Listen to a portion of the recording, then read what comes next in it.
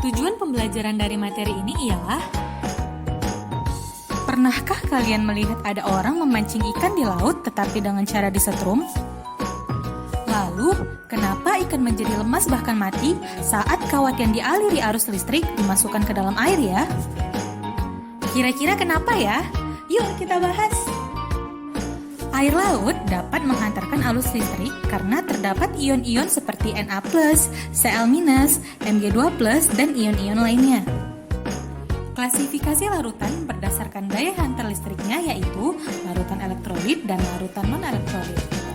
Larutan elektrolit adalah larutan yang dapat menghantarkan arus listrik karena membentuk ion-ion. Larutan non-elektrolit adalah larutan yang tidak dapat menghantarkan arus listrik karena tidak membentuk ion-ion. Menurut Svante August Arrhenius, seorang ilmuwan asal Swedia, larutan elektrolit bisa menghantarkan listrik karena mengandung ion-ion yang bergerak bebas.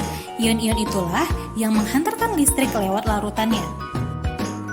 Ion-ion yang ada di air laut menghantarkan listrik dari alat setrum ke ikan.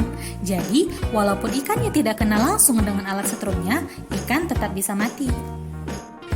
Tapi, tidak semua zat dapat menghasilkan ion. Bisa tidaknya suatu zat menghasilkan ion tergantung dari jenis ikatannya.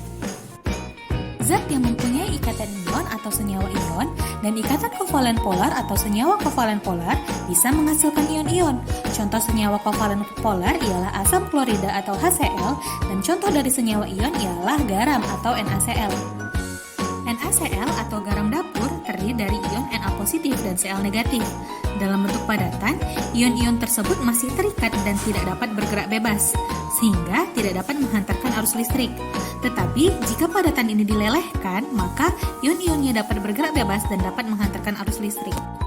Larutan senyawa kovalen polar dapat menghantarkan listrik, sedangkan lelehannya tidak dapat menghantarkan listrik. Kira-kira kenapa ya?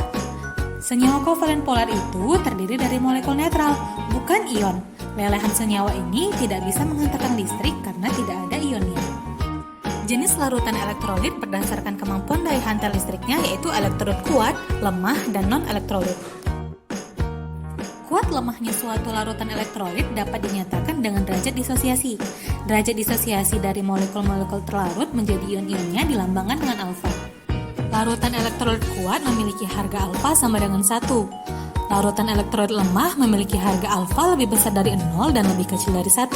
Sedangkan larutan non-elektrolit memiliki harga alfa sama dengan 0. Berikut ini adalah tabel perbedaan dari ketiga jenis larutan tersebut.